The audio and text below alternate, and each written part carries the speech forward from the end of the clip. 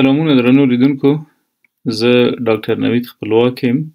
نن در سره په ډیره مهمه موضوع خبرې کوم، نفرولیتایسز یا د پښتورګي ډبره یا د ګردې تیږه. مخکې له دې چې د ګردې په تیږه خبرې وکړو یا د پښتورګي په ډبره، باید په ذهن کې مو موجوده وي هغه ډبرې چې موږ په خپل محیط کې ګورو، دا هغه ډبرې نه دي چې په ګردو کې لیدل کېږي.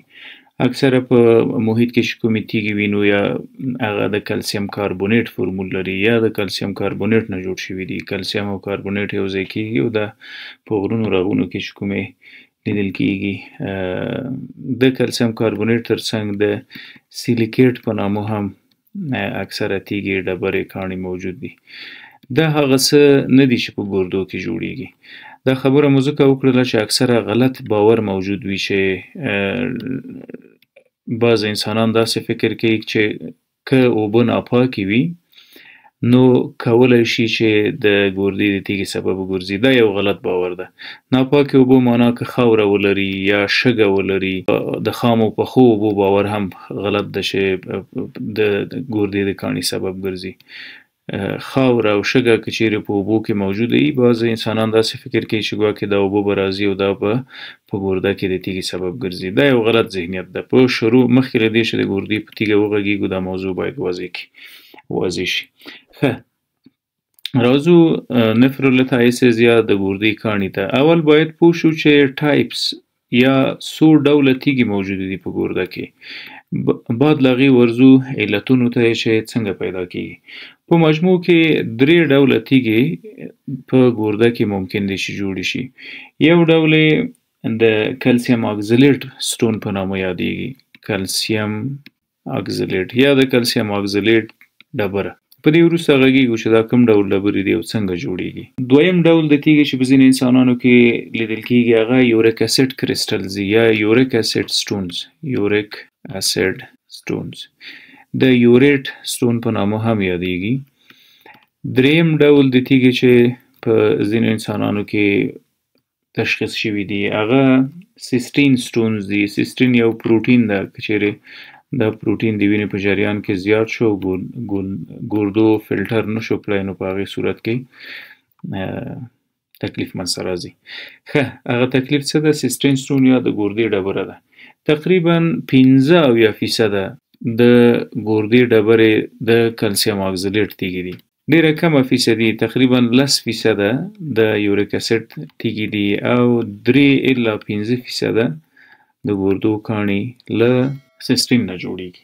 راځو دغه ډول چې په ډېرو انسانانو کې لیدل کېږي، یعنې 15% دغه تیږې د کلسیم اکزلیټ تیږې د ګردو د تیږو سبب ګرځي یا په پښتورګو کې د ډبرو سبب ګرځي. کلسیم اکزلیټ 2 علتونه لري. درست؟ هایپر کلسیمیا یا د وینې په جریان کې د کلسیم زیاتوالی. هایپر کلسیمیا که چیرې د وینې په جریان کې کلسیم زیات ول او د اوږدې مودې لپاره پاتې شول، دا یو خطر جوړوي د ګردې د کاڼي. له یوې خوا که چیرې په ګرده کې کلسیم زیات شي او له بلې خوا ته اکزلیټ زیات شي یا هایپر اکزلوریا منځته راشي. هایپر اکزلوریا د تیږې د جوړېدو یا په پښتورګو کې د ډبرې د جوړېدو چانس زیاتېږي. راځو هایپر کلسیمیا ته څه معنا لري. هایپر کلسیمیا دا ټرم یو څه واضح کوو. که چیرې د وینې په جریان کې کلسیم زیات شي، هغه وضعیت ته هایپر کلسیمیا وایي. کله د داسې یو حالت سره زموږ وجود مخ کېږي. ګورئ، که چیرې تاسو به حتما د ویټامین ډي په نامه یو څه اورېدلي وي. ویټامین ډي، د ویټامین ډي وظیفه څه ده؟ د وینې له جریان نه کلسیم اخلي او هډوکو ته انتقالوي. که چیرې ویټامین ډي کم شي نو هغه ځواک او هغه توان کمیږي چې کلسیم له وینې نه اخلي انتقالوي هډوکو ته. نو څه به منځته راځي؟ هایپر کلسیمیا. یو علت د وینې په جریان کې معلوم شو، د ویټامین ډي کمبود. کله ویټامین ډي کمیږي په وجود کې، غټ علت لمر ته نه کېناستل دي یا د لمر وړانګو ته ځان نه ښودل دي. ډیری خلک وظایف لري، سهار ځي او ماښام راځي له خپل دفتره، لمر نه ګوري، د جمعې په ورځ هم ورته خاص فرصت نه ایجادېږي. دا بیا د وخت په تېرېدو د ویټامین ډي د کمبود سره مخ کېږي او هغه خواړه که چیرې کم وخوړل شي یا په ورځني ژوند کې کمه ترېنه استفاده وشي چې ویټامین ډي لري، هغه هم د ویټامین ډي د کمبود سبب ګرځي او په ټوله کې هایپرکلسیمیا یا د کلسیم د زیاتوالي سبب ګرځي په وینه کې. موږ د پاراتایراید په نامه یو هارمون لرو. په غاړه کې زموږ یوه غده موجوده ده، تایراید په نامه، دوه کوچنۍ نورې موجود دي د پاراتایراید په نامه. دغه پاراتایراید هارمون مهمه وظیفه لري، پاراتایراید هارمون. ګورئ موږ په غذایي توکو کې کافي داسې منابع لرو چې هغه کلسیم تولیدوي، درست؟ فرضاً دا زموږ د هاضمې جهاز ده، دا معده ده، دا کولمې دي. خواړه خورو او په دو خوړو کې کلسیم موجود دي. له دغه ځایه له هاضمې جهازه د کلسیم د جذب سبب څه ګرځي؟ پاراتایراید هارمون. که چیرې پاراتایراید هارمون کم شي نو څه پیښیږي؟ دا کلسیم له د ځای نه جذبیږي، نو د هایپوکلسیمیا په نامه تکلیف جوړوي. یعنی کلسیم په وینه کې کم شول، ولې؟ پاراتایراید هارمون کم ده او کم جذبوي. اما برعکس که چیرې دغه پاراتایراید هارمون زیات تولید شي نو ډیر کلسیم به د هاضمې جهاز جذبوي او دا د هایپرکلسیمیا سبب ګرځي. د دې ترڅنګ هایپراکزلوریا ته راځو. دلته خو مو پیدا کړل چې د وینې په جریان کې کلسیم زیات دی. کله هایپراکزلوریا راځي یا دغه اکزلیټ په نامه چې کوم مواد دي دا د کلسیم سره کله یو ځای کېږي چې بالاخره کلسیم سټون یا دا د پښتورګو ډبره جوړي. کله چې ناروغ د شنو بوټو یا دغه سبزیجاتو ترکاریو نه ډېره استفاده کوي، درست؟ لیفي ویجیټیبلز، د شنو پاڼو والا کم سبزي چې دي، کله دې نه موږ زیاته استفاده وکړو، اسراف وکړو په خوراک کې او له بلې خوا د وینې په جریان کې کلسیم هم زیات وي، نو څه پیښیږي؟ زیات اکزلیټ راځي او د وینې جریان ته جذبیږي. دغه اکزلیټ له کومه؟ له دې شنو سبزیو ترکاریو راځي. اکثره خلکو په خپل سر غذایي رژیمونه نیولي دي، یا خپل وزن کموي یا خپل سټایل ترتیب کوي، ولې؟ ناخبره له دې چې دا کولی شي ضرر یا زیان هم ولري. له یوې خوا په وینه کې کلسیم زیات شول، له بلې خوا په وینه کې اکزلیټ زیات شول، دا دواړه یو ځای کېږي او د کلسیم اکزلیټ په نامه تیږه جوړوي. په 15% انسانانو کې دا تیږې موجودې دي. یعنې که 100 نفره د ګردې تیږه ولري او موږ تحقیق وکړو 15% کلسیم اکزلیټ دي. دویم ډول تیږه کله منځته راځي په ډبره کې، تقریبا ډیره کمه فیصدي د انسانانو په دې یوریک اسید سټون باندې مبتلا دي.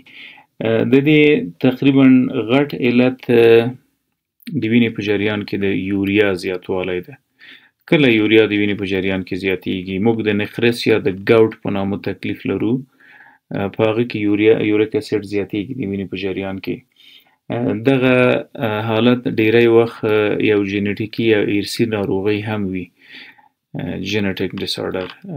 په ارثي ډول یوریک اسید زیات جوړیږي او دا بالاخره ورځي په ګردو کې نه فلټر کیږي او د نه فلټر د وجې هلته رسوب کوي او تیږه جوړوي. ډیره کمه فیصدي انسانان په دې تیږه باندې د ګردې دا ډول تیږه لري. راځو پروټین سټون یا سیسټین سټون ته. اکثره وخت د پروټین په تجزیه کې ابنارمالیټیز موجود وي. د پروټین تجزیه او تحلیل د وجود په واسطه سمه توګه نه کیږي. امینو اسیډز یا د پروټینونو هغه اولیه واحدات دي، دا یو د دغه پروټینونو نه سیسټین نومیږي. سیسټین ډیری وخت غټ مالیکول وي، نه جذبیږي، نه فلټر کیږي د نفران په واسطه او د تیږې د منځته راتګ سبب ګرځي.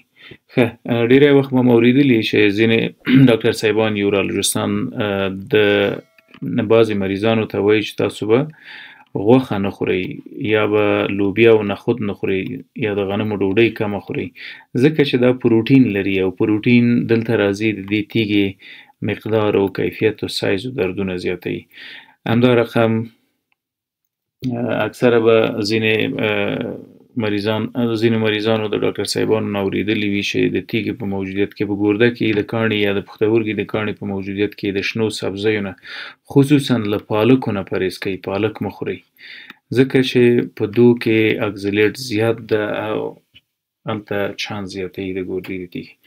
ښه په دې ټولو کې هغه د ګردې هغه کاڼی چې ډېر درد جوړوي هغه دا ده، دته یوریک اسید کریسټلز هم وایي. کریسټلز هغه تیږې ته وایي چې ډېرې تیزې او تیرې ژیګانې ولري، د دو په واسطه چې کله حرکت کوي ګرده کې نو د درد سبب ګرځي. فرضاً دا ګرده ده او دا هغه پایپ ده چې له ګردې مایعات او تشې میتیازه انتقالوي مثانې ته. که چیرې دلته تیږه موجوده وي، دا کریسټل تیږه چې ده داسې یو شکل لري، کله چې حرکت کوي نو دغه تیرې څنډې د پرنکیما د شکېدو سبب ګرځي او دا ډېر شدید درد جوړوي، سیویر پین. له دغه درد سره ډیری وخت په تشو میتیازو کې وینه هم موجوده وي، یعنې هیماچوریا هم موجوده وي. نو په تیږو کې هغه چې ډیره دردمنه ده د یوریک اسید په نامه تیږه ده. په هر حال راځو علایمو ته. که یو څوک د ګردې کاڼی ولري نو دوی به څه ډول علایم لري؟ تر ټولو مهمه یې باید په دې پوه شو چې تر ټولو مهمه که چیرې د ګردې کاڼی موجود وي او دا کاڼی کم درد ونه لري، ایسیمپټومټیک وي، نو هیڅ معالجې ته اړتیا نشته ده. خو که چیرې کاڼی موجود وي او د دردونو سبب وګرځي، لومړنۍ نښه یې پین درد ده. دا درد چیرته موجود وي؟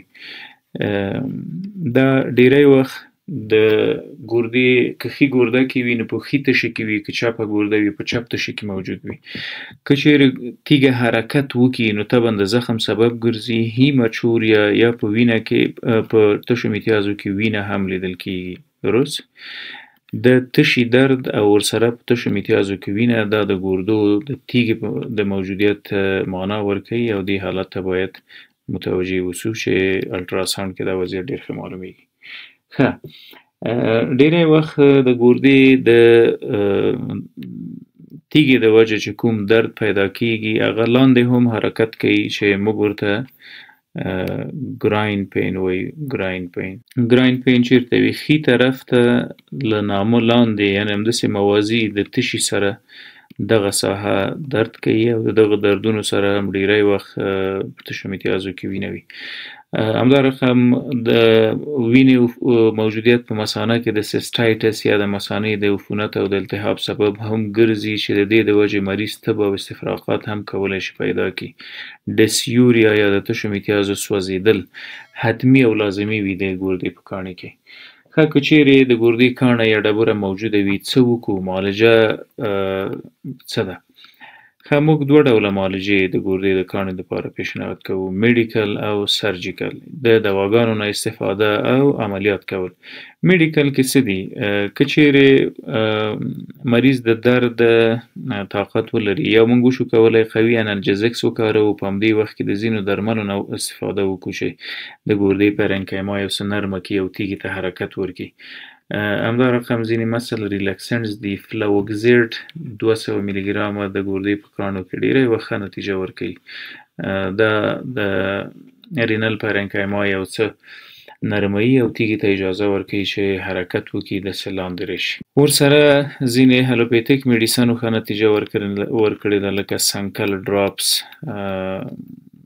دا کولی شي د تیږې په تحرک کې یو څه رغندرول ولري. ورسره ډایروټکس دي یا له ټولو مشهوره لازکس ټابلیټونه. دا د تشو میتیازو مقدار زیاتوي، فلو زیاتوي چې تیږه بالاخره له خپل موقعیت حرکت وکړي مثانې ته. اما نن سبا ډېر ښه پیشرفت د دې په دې معالجه کې شوی ده، هغه چې لیزري عملیاتونه ورته وایي، اکسترا کارپوریل شاک ویو.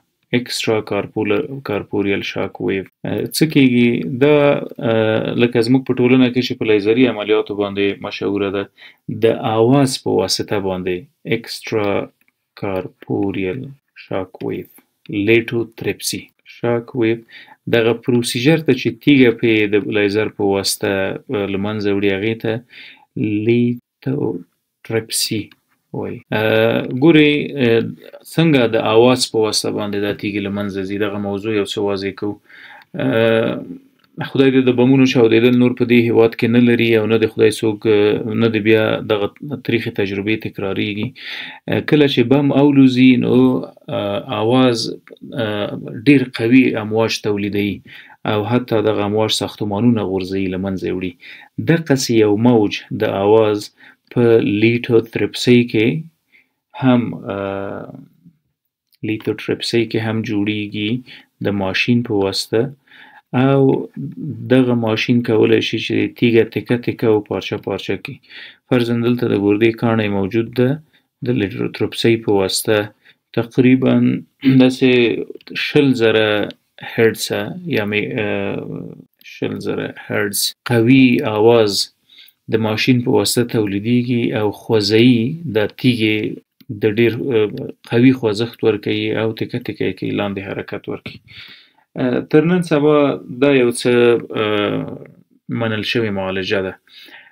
په ټوله کې د تیږو د موجودیت په علایمو او په نښو هم وغږېدو.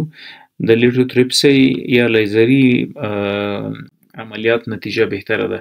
ولې بار بار انجام غلط ده؟ بار بار که چیرې موږ د ګردې د تیږې سره مخ کیږو، په هغې صورت کې کولی شو چې که اټو ایمیون ډیزیز وي یا خودسره تولیدات ولرو، نو په هغې صورت کې کولی شو چې د سټیرایډونو استفاده وکړو او ورسره د خپل یورالوژیست سره تماس ونیسو او دا موضوع ورسره شریکه کړو. ځکه بار بار لیزر تراپي یا لیتوټریپسي د قوي اوازونو په واسطه د ګردو غوښو یا پرنکیما ته هم صدمه رسوي. مننه.